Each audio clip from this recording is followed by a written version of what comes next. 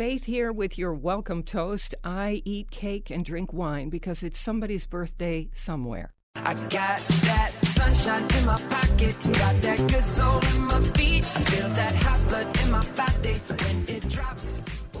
It's great to have you joining the party on the Faith Middleton Food Schmooze, inviting you to eat, drink, and be merry with us. Coming up later in the show, we have Matt Jennings, who is author of this cookbook, Homegrown, and this is cooking from his New England roots. He loves New England, but this is a guy who takes what's natural to our region and then puts a little spin on it. So this is New England food as you've had it and have never had it. I'm with my treasured food buddies, senior contributors Chris Prosperi, Alex Province, Mark Raymond. Hey, everybody. Hey. Robin Doyen-Aiken is with us, the senior producer. Let's do hot spots. Has anybody been any place that they think deserves a shout-out? Mark, how about I found you? a cool little spot in Old Weathersfield in my own town. I can't believe I haven't been there before. It's called the Main Street Country Store, right on Main Street in Old Weathersfield, right downtown near the Village Pizza and everything else down there. And it's a couple-owned, beautiful little country store. It's got great little pan of candies, and they have an amazing cheese shop. Absolutely amazing cheese shop. Anything that you can think of, well, probably not anything, but they have cheeses from all the artisanal producers in Vermont and New Hampshire and around the United States, but also have some great cheeses from Europe. And they have a really cool little cheese club that you can sign up for. It's pretty reasonable, and they give you tasting notes, what goes with, and little crackers and things like that with it. It's such a cute little store. Is it crowded? Are people in there buying the cheese? People are in there buying the cheese. I don't think it's ever a super crowded store because Old Weathersfield doesn't get that much traffic. But you're always looking for a place to get really wonderful cheese around the area. I'm asking because it's hard. I was just going to say, it is as a hard local to find store, a really good cheese shop. Sometimes you have to drive 20 minutes, a half an hour, 40 minutes to get to one, and to have it right in your town, I'm thinking, everybody go support them. Lucky, yeah. I was so impressed, Faith. I was actually looking for Parmesan for a risotto that I needed to finish, and it was in a pinch, and I didn't want to have to go to one of the big stores. So I called down there, and she's like, well, I have two options for you. And she started explaining the two different options, and I was like, here I come. Great. They wrap So it in friendly. cool paper, like cheese yeah, shops the do. really cool paper. She gave me an extra piece because she knew I'd be cutting it in half. Okay. So give us the name again. So it's the Main Street Country Store. Okay. Let's see. Who's up next for Hot Spots? Chris Prosperi. Oh, my God. Right here in New Haven, Taste of China. Yeah. I am in love with Taste of Also China. in Clinton, Connecticut. Also in Clinton, Connecticut, but I was here in Same New Haven. owners? Same owners. And I was here in New Haven last Sunday putzing around, and I was like, oh, I'm hungry, and where am I going to go? Where am I going to go? And I drove right by it, and I'm like, Taste of China.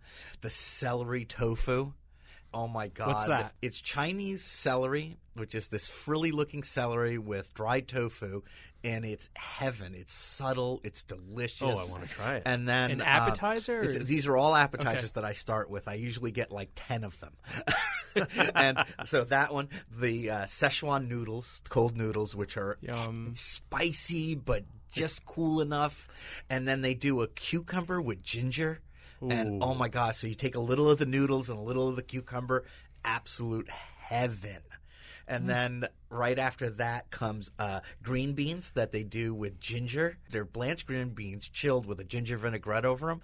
And you can just pop them like French fries. They're that so sounds good. delicious. Oh, so Did you drink wine or? Wait, I'm waiting to Yeah. hear my favorite dish there. Oh, wait. Oh, one more app. Shendu dumplings, which are heaven. And then, so I get a bunch of apps we share, and then Faith ruined this for me because I used to try like different things, and now there's only one entree. So I always get it right at the end, and it's the pine nut chicken.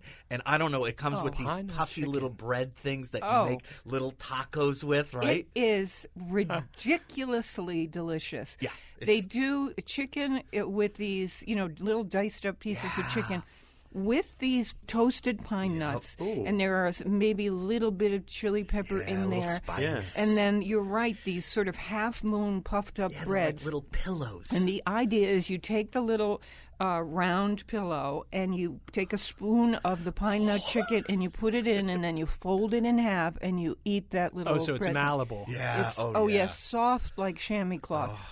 Oh, It is silky. crazy Yeah. delicious. Wow. I don't try any of can their try other that. entrees anymore Pine because nut that's chicken. It's not something you Fine, would but- normally No, it's order, ridiculous. right? it's crazy. And I never, it was on the menu since the beginning, and I've been I there know. 100 times before Faith said, "Have you ever tried the pine nut chicken?" I'm like, "No." Faith, And she how goes, did you just stumble order upon it? that? I That's what forget. saying. I would think I was with I think I was with Elaine Godofsky. She is, a regular there, and I've been there a million times with Jacques and Gloria Pepin, and we get all tons of things, but I can't ever go there or leave there without pine nut chicken. So we can walk, right? Oh yeah, and not go. just that, but this is the other thing I do. So I finish eating, I'm stuffed. Then I have to go up to the counter and order of the celery tofu, Szechuan noodles, and the cucumber to go. Because I go home and I'm like, oh, I'm not hungry. And then all of a sudden you're like, wow, that was so good. And you are psyched to have your leftovers. And then you wake up in the morning and you're like, I want more. And you're psyched to have the extra takeout. Or midnight snack. Is You that an addiction? are a true. That's an addiction. Yeah, that's an Yeah, addiction. it's killer, though. But You isn't know, it's that killer. great? It's All the right. best Chinese. Here's what Right. we're doing on the show. We thought for fun we would open it with hot spots. These places where you go and you have one dish or many dishes. It's the atmosphere you love in the place where you just say, this is fantastic. Alex, do you have one? Yeah, one of my favorite spots to eat is on 20 in downtown Hartford. You're on the 20th floor, so you feel like you're in the cockpit of an airplane. And the new chef there is Chef Jesse Powers. He is amazing. He is so, so good. So for my birthday, Matthew and I did a dinner reservation. It's fun for lunch as well. And we got to get dressed up. We take an Uber over. We did the tasting menu and opted for the wine pairing as well. They have a great staff who does the wine. And we just ate and ate and ate. And the food is so beautiful. It looks like art. It's delicious tasting. It's regional. Can you explain for people who've never been to Hartford and don't know what On 20 is, the setting, because it's really quite breathtaking when you're up there. It has this reputation of seeming like a private club or something for maybe executives. I don't know. But it's on the 20th floor of the Hartford Steam Boiler Building. You go up into the lobby, and then you take another elevator, and it brings you right up to the 20th floor. It feels very private inside. It has like carpeting and wall-to-wall windows. So you feel like you're, like in some private restaurant, but you're not. It's open to the public. And people come tableside with a cart of wine. It's very old school, and I love it. And it's got a beautiful view of the river as well. You're looking down over the beautiful Connecticut River the and the view is bridges it. that It's are all right I think there. you could look over Yeah. into East Hartford Yeah. and down. And To the me, world, it's all about the view. and it feels like peaceful, like the world has order from up there. So as you're eating, because all Hartford traffic looks And you can Looks see small at that point, yeah. And you can see almost all around, right? Yeah. It goes around. They right? have different, Yeah, they little do rooms private and stuff. events as well. So there's like different rooms that you could go into. Do you but- remember what you had for dinner? Oh, geez, we had a lot of wine.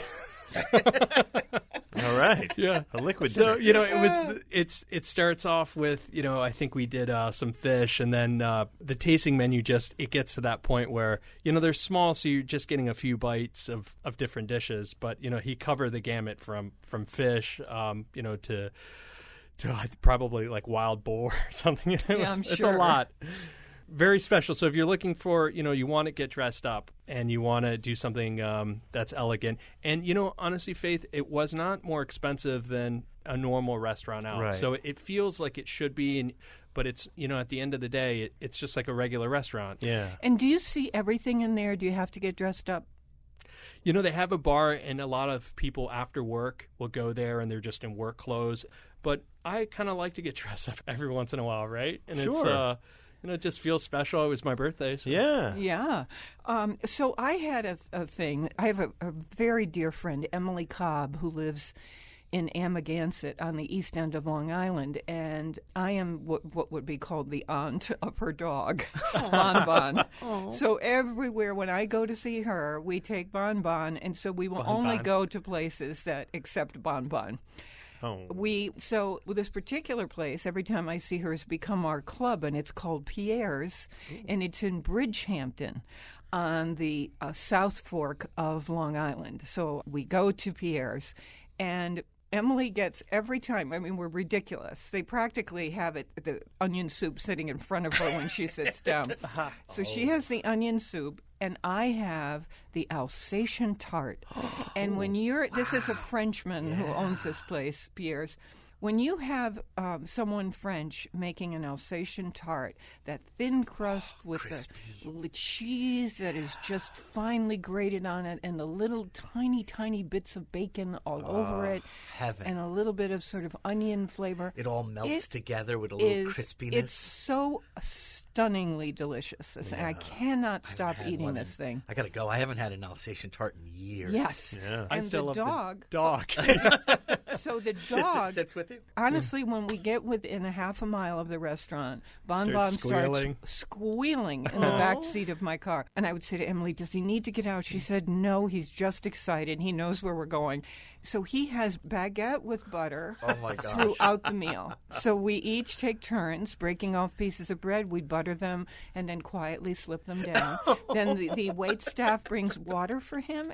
They just love dogs. That's adorable. That's wonderful. It's Really fantastic. is. So, hot spots.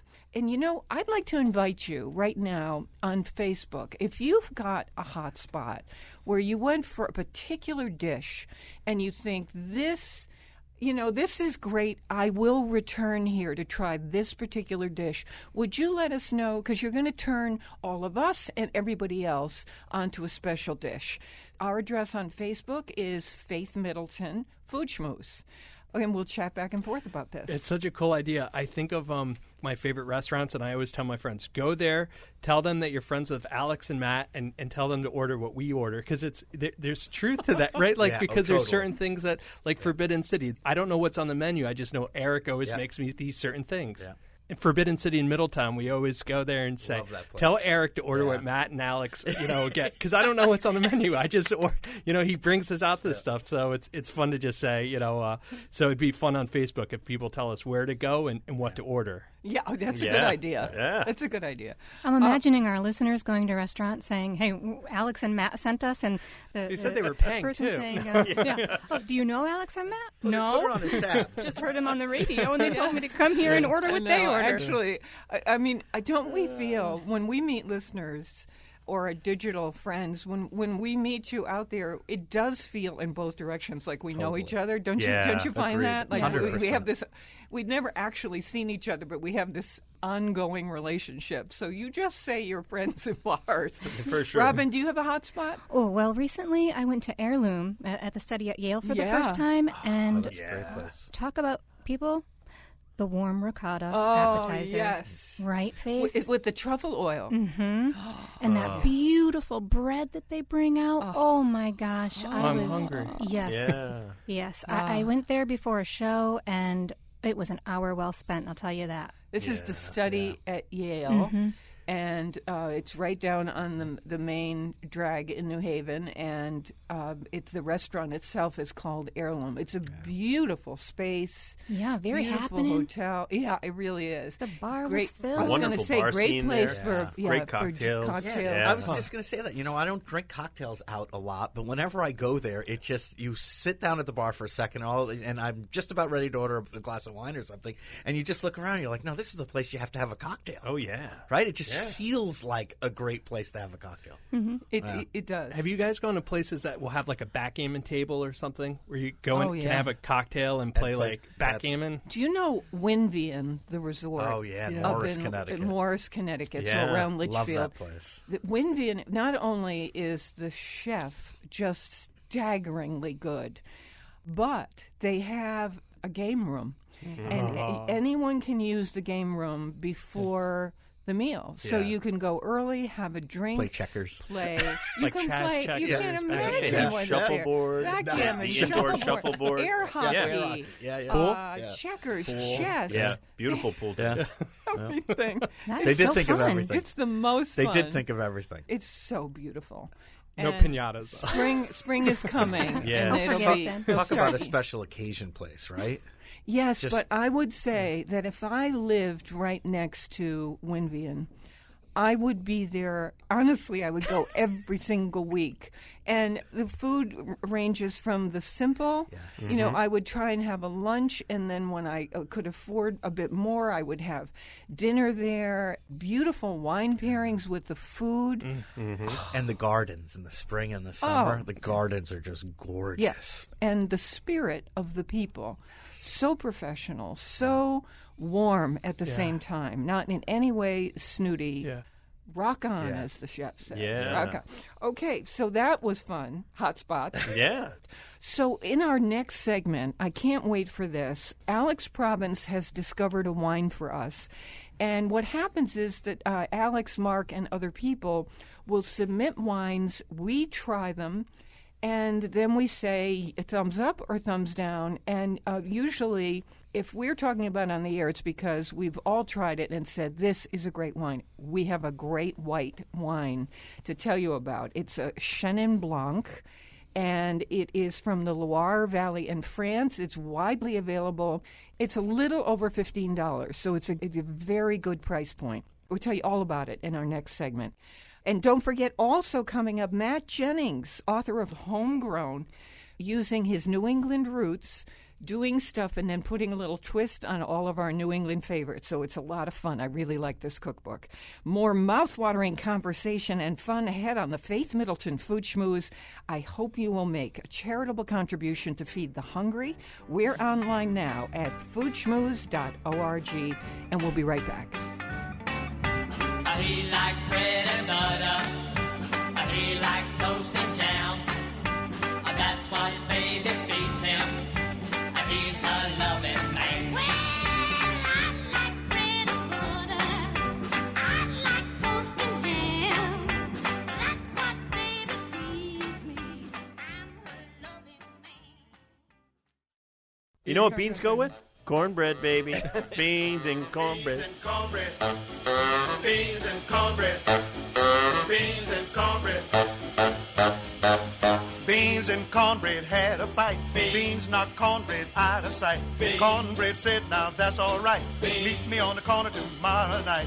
I'll be ready. I'll be ready tomorrow night. I'll be ready. I'll be ready tomorrow night. I'll be ready. I'll be ready tomorrow night. That's what Beans said to cornbread. I'll be ready tomorrow night. Okay, here we go. Faith Middleton here, inviting you, my partners in crime and I are inviting you to sign up for our free podcast, which is, a copy of the show essentially, that comes to you with no effort. It just shows up in your inbox, and you can listen to the Food Schmooze anytime you want. If there's something you wanted to remember from a show, some ingredients, something, you've got a whole archive of them. It's pretty fantastic. It's the way so many people listen right now. So you just go to our site, foodschmooze.org, and you'll see sign up for the podcast. You just do that once, and you're done. I'm with my treasured food buddies, Chris Prosperi, chef and co-owner of Metro Beast Restaurant in Simsbury, Connecticut. Wine brokers Alex Province, Alex from Hartford, and Mark Raymond of Weathersfield are our wine guys on the show, senior producer Robin Doyen-Aiken. We promised we would have a little wine tasting. I'm excited about this wine. We'll do a little pouring in the glass. Oh, great. Thank you. Okay, so Alex Province found this for us. This is called Saumur. You're so good at that. S-A-U-M-U-R. It's a 2015. If you go to our website, we have this all spelled out. We have a picture of the label. Call your wine store, because they can't stock everything. But it is easily available, right? They will bring it to you within 24 hours, and then you're not wasting a trip. So the vineyard making this is called Domaine Lavigne. This is like straw in a glass, that yellow straw. What does this taste like in the mouth? So the first thing I do is I smell it, and I get flowers. It's just floral and springy. Do I get peaches? You get white peaches. I don't know. Maybe Yellow that's a wine peaches. I geek. sense pink peaches. It's a peach. It's in there. It's in there. Black. I get black peaches. There's Go some ahead. grapefruit and some lemon. And then once you taste it, the first thing you get is beautiful acidity. And that's what makes a good white wine. You want to taste acidity. And you can taste acidity. You know it's acidity when your mouth starts to water. And so you start producing, kind of funny to say, but saliva. And that's the acidity. And yet, because people will say, well, why do I want something acid in my mouth? And yet, this is why a winemaker is good.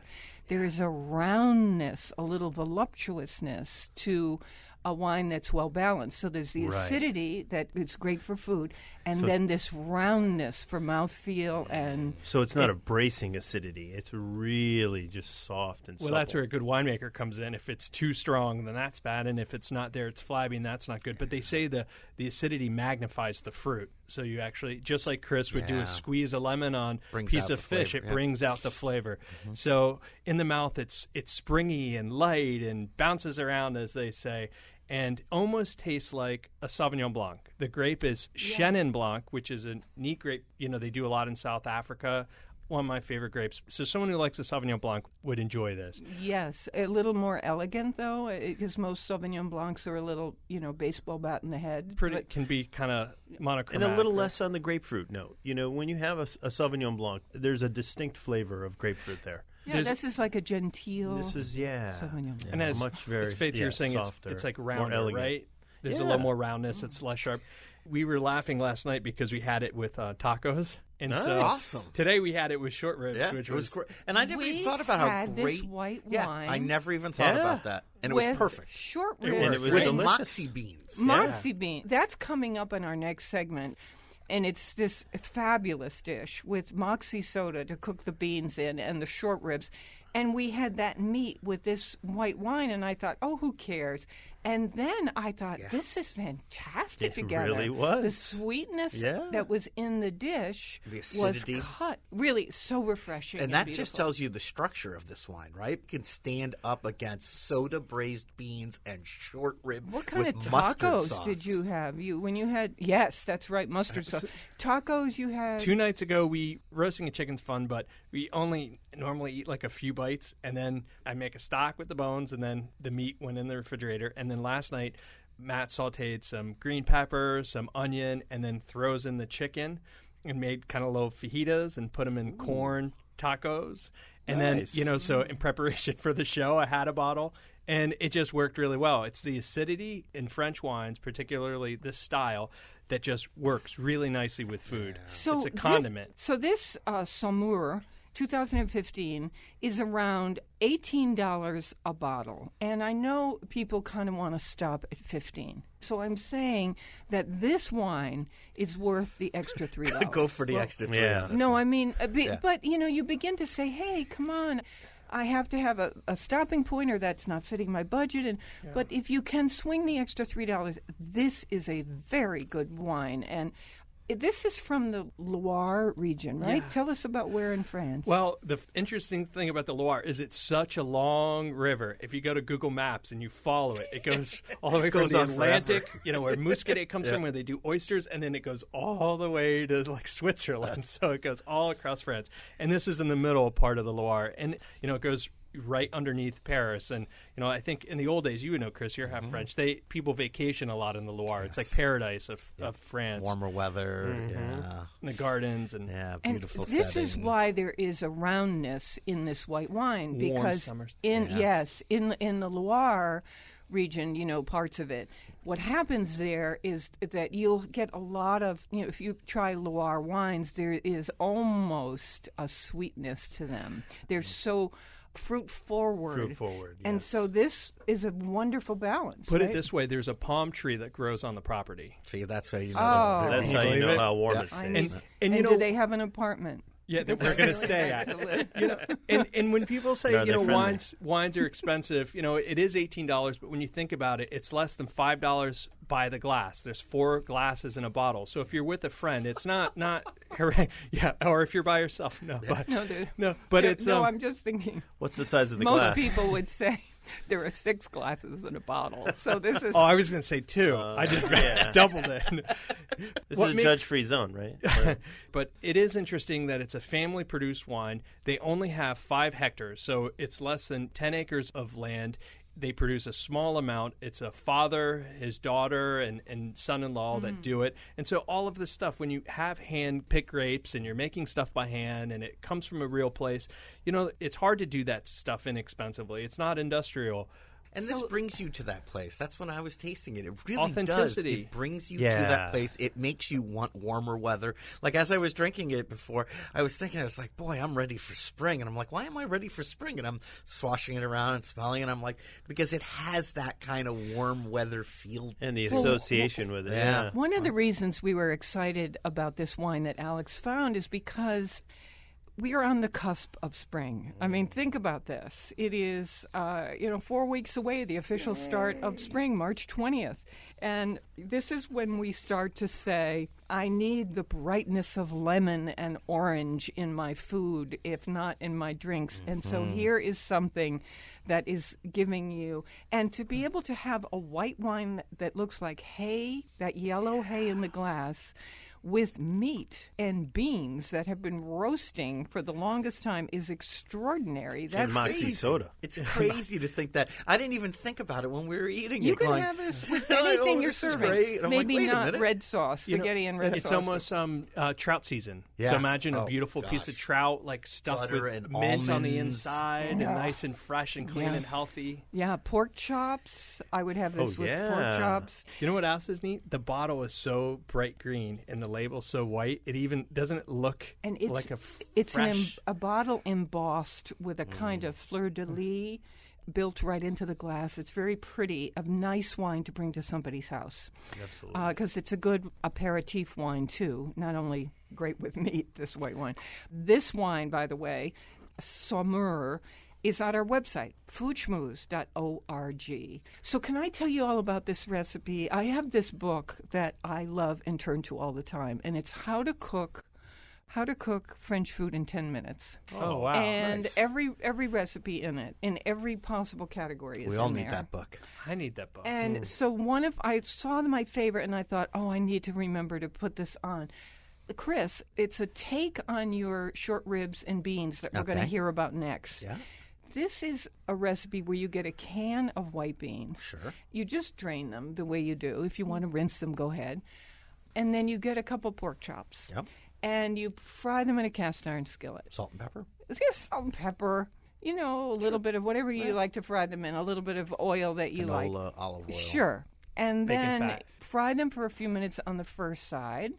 And then you're flipping them over. So the first side is made this little, like, crispy bits Fond, in the we call it, bottom. yeah. You call it fond. Yeah. Little crispy stuff going on down the bottom of the pan. And now you're going to do the second side, and that would be the halfway mark in the cooking.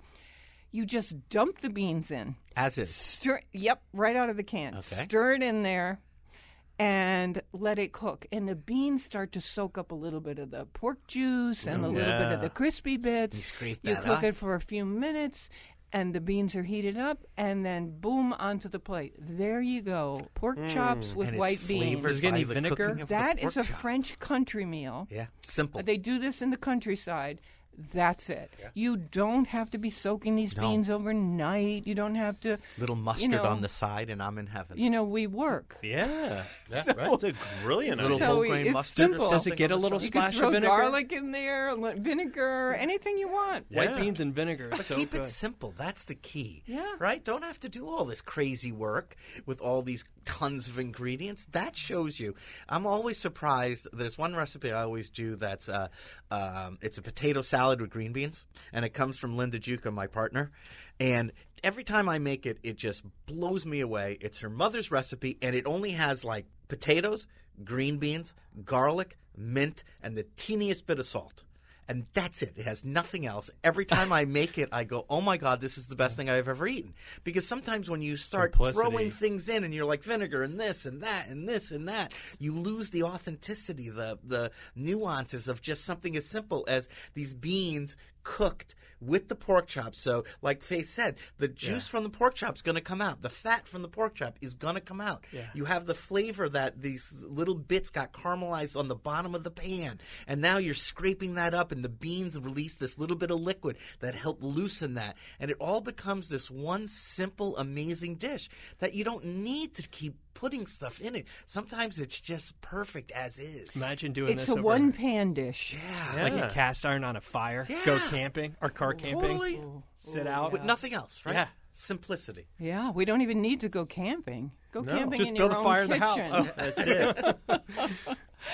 I mean, it's very, very simple to do. And So- yummy, right? And so Yeah. delicious. Probably one Yeah. of the best meals you've had right? Well, in- I do it. I do it kind of regularly. Yeah. Sometimes people like pork or they don't, and I happen we got to to get the name adore of the it. book. Yeah. Because I think it's How to Cook French Food in 10 Minutes. it's on Amazon. I already ordered it because I have 2 the copies, one step. too. I have the one-step ordering where you only have to hit the button once. And Okay, it's so already what done. do you got? What? It's $7.99 Amazon Prime. I'll have it in the morning. It is called French Cooking in 10 Minutes. Yeah. And if you could help me with the pronunciation of the name, I'd be most appreciative. Oh, listen, I'm going to get that. And I'm half French, so he's Dad's half- listening. I can. Yeah. Edouard de Pomienne.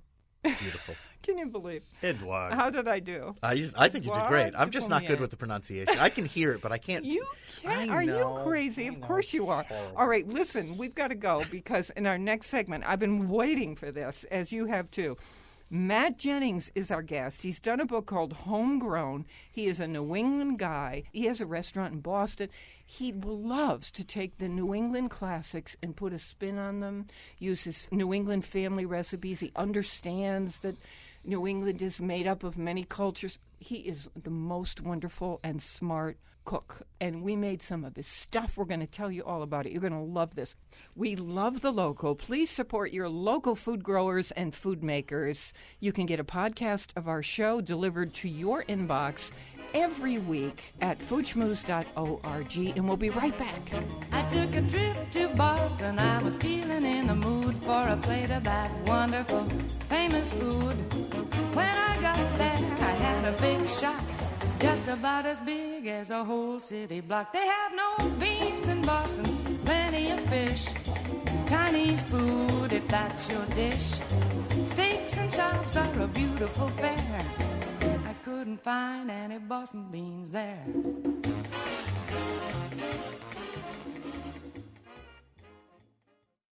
I've already been to Paris, already been to Rome. And what did I do but miss my home? Oh, New England. I have been out west to California, but I missed the land where I was born. I can't help it.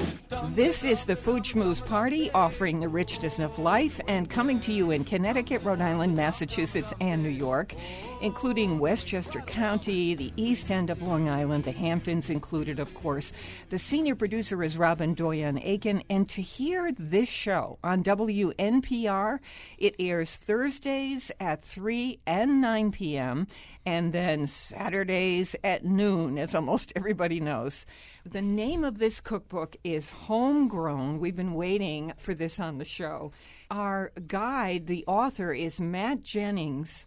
He's really pretty much of an awesome guy. We've got him lined up on the phone. Because here's what he said to open this book. When I say that I cook New England food, this is what I mean. A cuisine rooted in early American history, altered by immigrants from all corners of the globe, and further informed by my own travels around the world. So when I cook, the food I make celebrates this region, its ingredients, geography, and climate, its history and traditions. I hope the book Homegrown gives you a glimpse and a taste of the place I'm so proud to call home. That's a great introduction, Matt. Welcome to the Food Schmooze Party. Hey, thank you for having me. Great to be here. Oh, great to have you. Really great to have you. Also want to thank you for giving us permission to put 3 of your recipes that we love up on our food site, foodschmooze.org. We're going to get to those in a second. I'm going to start with something from your book that is not on our website. This is called Evie's Pub Cheese. Oh, Matt. Explain how this came to be, and then we'll talk about what you do to make this. Go ahead. We were one of the first people to pronounce my grandmother's name correctly. It was Evie, not Evie, so she'd be very happy to hear that.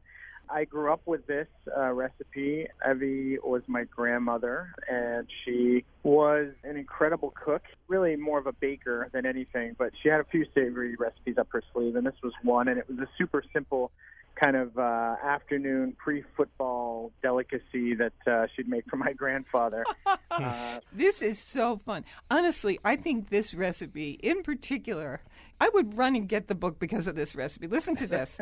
This is large amounts of Colby cheese and then Hellman's mayonnaise and then sour cream cheese, white onion that's grated on a box grater, red bell pepper that's finely minced up, and then minced up Cornichon pickles. Yum. And a little bit of that pickle juice, which I think is a secret weapon, a scallion that's finely chopped, onion powder, a little bit of Worcestershire sauce, some sweet Spanish paprika, Dijon mustard, ground turmeric, celery seed that you crush, a garlic clove very finely minced, and about 10 dashes of hot sauce, and then some salt and pepper. And Get me honestly, the chips. so describe this. Is this unbelievable? It's like cocktail hour. This goes, into the oven, everything, right? Oh no, this is a no-cook situation. It's a dip essentially, but it's it's basically the northern version of pimento cheese. So this. Nice. Wow. I love it. We'll call it New England pimento cheese. Yeah, but what about Thank you, but Bevan. Matt, what about the Colby? Because I kept looking, I thought, how is she getting that Colby to melt that way? It's just really finely grated. So basically, this was in England in pubs. This was an item that would sit out kind of on the butcher block counter that the gentlemen, then when they come in after work and have their pint, would kind of gather around, dunk pieces of bread or stale crackers in this kind of pub cheese, and it just became kind of a social event. Well, my grandfather's from Yorkshire, England, and so when he came over here as a kid, this was something his father, my great-grandfather. So this recipe kind of came into our family as one of the real traditional English kind of staples of pub culture. And so my grandmother just took it and tweaked it and made it her own, and something that we grew up with. So no cook, it's just great, and combine all these elements together, stir it really well, and you're off. Oh, I love it. Now, we love our Southerners, but you've got nothing on us when you see this recipe. I'd put it on slabs of white bread. Yeah. Oh, my God, I'd put it on my Sandwich. shoes and eat it. It's really fabulous. Okay, let's go to one of the recipes we do have on the site. This is your milk braised chicken legs. We love milk braised pork. And I've been wondering if you could do a milk braised turkey, how it would work with chicken. And here comes your recipe with this spiced rice. So tell us how you came upon this. Well, this was kind of another one of those cold weather New England discoveries that just happened to work. We always love sourcing products for the restaurant and for my home from kind of those places that you can trust and where you know the producer. And so we're always seeking out high-quality ingredients, whether it's dairy or fish or meat or vegetables. And I think this was one of those things that we came up with kind of after a market stop one day, a farmer's market stop, picking up some fresh milk and some fresh poultry and some other things, and just kind of put this together. There was a wonderful, or continues to be a wonderful, indoor farmers market in the wintertime in Providence, Rhode Island, where I used to live. And so we brought a bunch of these things home and got cooking. But milk has a really interesting ability to break down protein structure in meat because of that lactic acid. So it tenderizes while it's cooking. So it's one of the beauties of this recipe is that you come out with, it may not be this kind of stunningly, centerfold quality visual, because you do have some, coagulation of the curds and some separation of the milk as it cooks. You have this incredibly rich, decadent, delicious, Oh, I know. Fall very, off the very bone. tender chicken. Yeah. So, everybody, you can see this at our site, foodschmooze.org. Thanks to Matt and the publisher. But imagine this. So you've got chicken thighs with the bone in, because they're going to be more flavorful, right, Matt, this way with the bone Exactly. in. And then a little salt and pepper and a little canola oil and some unsalted butter and pearl onions and a few celery stalks and some orange zest and star anise and a cinnamon stick. You can thicken this with a little all-purpose flour, or if you're somebody who's got gluten issues and you want to use cornstarch, you could do that too, right, Matt? Sure. Whole milk, a bay leaf. This all comes together as Matt says, it breaks down the protein in the chicken, and all that juice in the milk also creates an amazing sauce. So you've got your sauce Oh, built yeah. in. Gravy. And then you've got a spiced rice that you serve with this, which is garlic and coriander seeds and cumin seeds, brown rice, and a little bit of butter and scallion all diced up. And you start putting the chicken on top of that rice with the gravy. How about that? I lived in Providence too, Matt, and loved Rhode Island, loved Providence. I know the farmers market stuff that you're talking about, so I'm really into what you're into. So Chris Prosperi, yes, it is. So Chris Prosperi, our resident chef here on the show, we asked Chris, we said, Chris, would you make these short ribs that are in the book and on our website, foodschmooze.org? These are the braised short ribs with moxie beans. We're talking about moxie soda Yeah. to flavor this. So, Chris, Oh, tell it's us all how about this the was. beans. Tell us how this The went short for ribs you. are good. The short ribs are good. It's all about the beans, though. And you know what? I didn't think I was all in because of the soda, but boy, when we ate it, I noticed, and this rarely happens. I looked around the table, and all the plates were clean. Yeah. And I was like, wow, the beans were gone. It was really good. It was almost addictive, right? Because you Yeah. kept like, oh, I'll just take one more bite. It's that thick slab bacon that's Bacon. crisped on top that got all mixed With in the there. moxie soda. With the moxie soda. But did this happen to you when we were eating this dish of Matt's? I tasted the beans and I said, wow, that is a quite on the sweet side. I'm going to eat all of my short rib. And I ate it. And then I put my fork down, and then I was staring, looking at the beans, and I picked my fork back up, and I had a few more mouthfuls of beans. Then I put my fork down, and then we were talking, and then I picked it back up. Like, I just couldn't stop The eating mustard gets into the beans because it's a mustard sauce. Like you braise it, and then you finish the sauce with some whole grain mustard, and oh my God. Yeah. Okay, let me tell you. So the beans, you've got kidney beans, and they're dried, by the way. Little canola oil and salt. The moxie soda, and if you don't have that, you could use Dr. Pepper, people. Apple cider vinegar and bacon slices. Then you do your short ribs with the usual suspects, garlic and chopped tomatoes and dry red wine and beef stock and whole grain mustard. And it all gets cooked and it's served together, and it is... The beans. And was it hard for you to do? No, Chris? no. You soak the beans and you cook them, and then when they're pretty much all the way cooked, maybe not quite, you take them, you strain them, and then you put them in a heavy bottom Dutch oven, and you pour over the soda, which again I was like Bubbles up. Bubbles up. Yep. And then you mix in some tomato paste and then some apple cider vinegar. And remember, moxie has a little bitterness, right? Yep. So it has the bitterness, it has the sweetness, Sweetness. and then you put a little apple cider vinegar, which gives it a little sourness, and then it gets this thick sliced bacon. So you mix all that up, you put it Smoky. in the thing, and then the bacon you cut into pieces and lay it on top. And let me tell you, the smell coming out of the oven. Everybody started coming over like, what are you making? I'm like, you got work to do, people. Get back to work. And I'm like, what is that? What is that? I'm like, is that the thing the moxie went in? I'm like, yeah, that's what my kitchen staff, they ate half of it It's before I almost could like a even baked pack bean. it. It's like is like like a crazy New or Boston baked bean, right? It's like beans, Right. a hole in the ground beans, except with like, what in the heck went in that hole? It's Yeah, how did you get to moxie? Because let me tell you, that's what did it. All of my recipes start out with the intent of being a study in contrast. So in this recipe, it's exemplified by, sweet, salty, sour, bitter. We've got a little bit of that acid in there. We've got the kind of fattiness of the beef, and like everything comes together to play really nicely together. It's like a bunch of ingredients in a sandbox. They got to get along. I know. I love that you do that. Yeah. This is what we mean when we say he's spinning our New England tradition, just as people did back then. Yeah. Matt, one of the things you say in this recipe that I really love, and again, it's in your book, which is called Homegrown, Matt Jennings, and also on our website, foodschmooze.org, you say in the description that short ribs, and I agree, they improve when they've sat around for a little amount of time. So if you make the short ribs a day ahead, right? Yeah, I like to make them the day ahead, and this recipe is really best the next day reheated, to be perfectly honest, because it sits in its own juices and everything kind of absorbs, and you get just the flavor is really much more nuanced day two. Yeah, the beans too, right? The beans were great last night. They were even better today.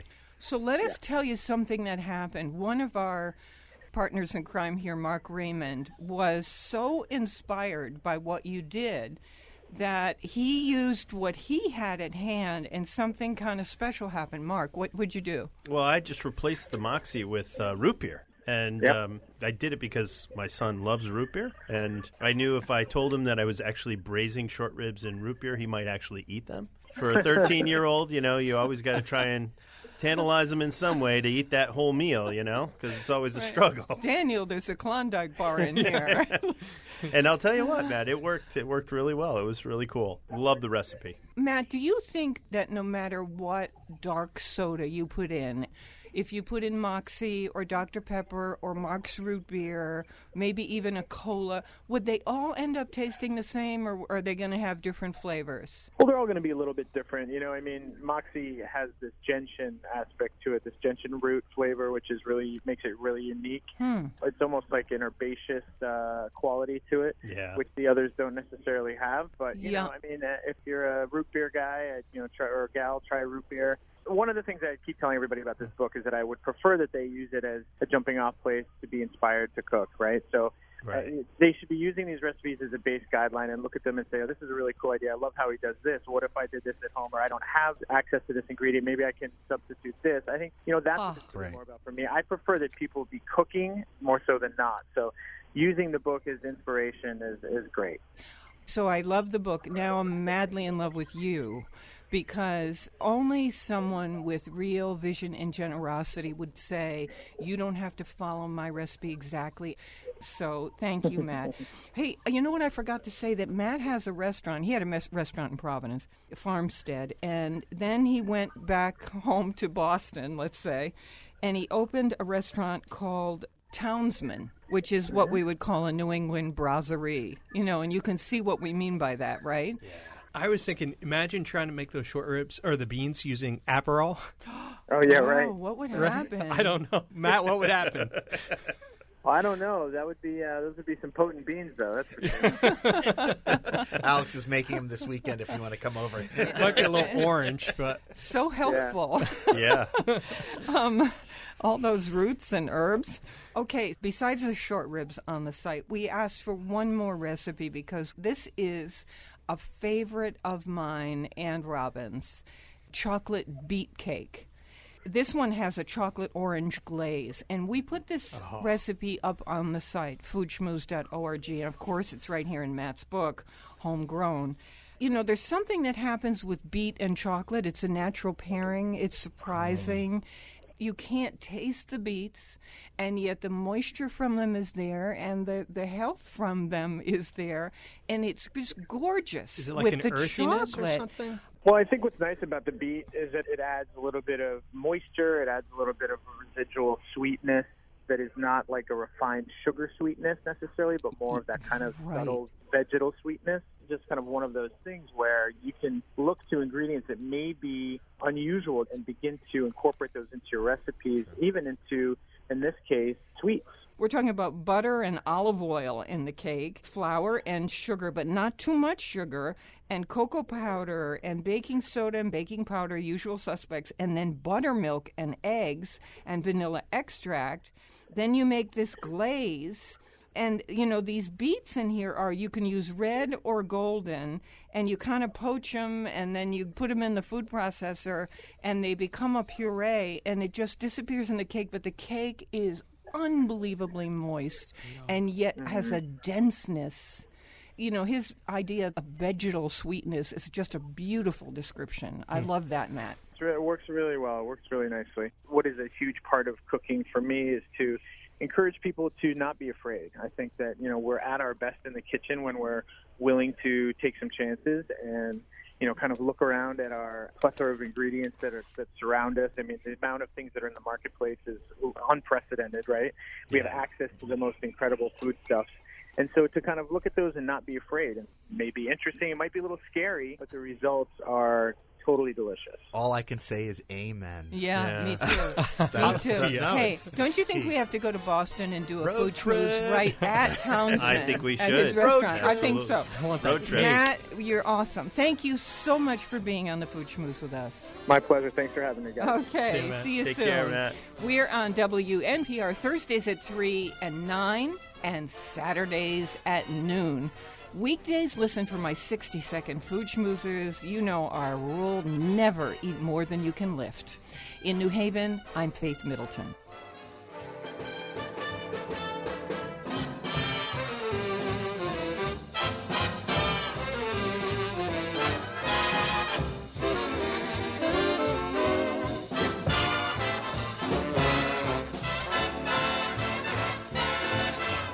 Everybody eats when they come to mind.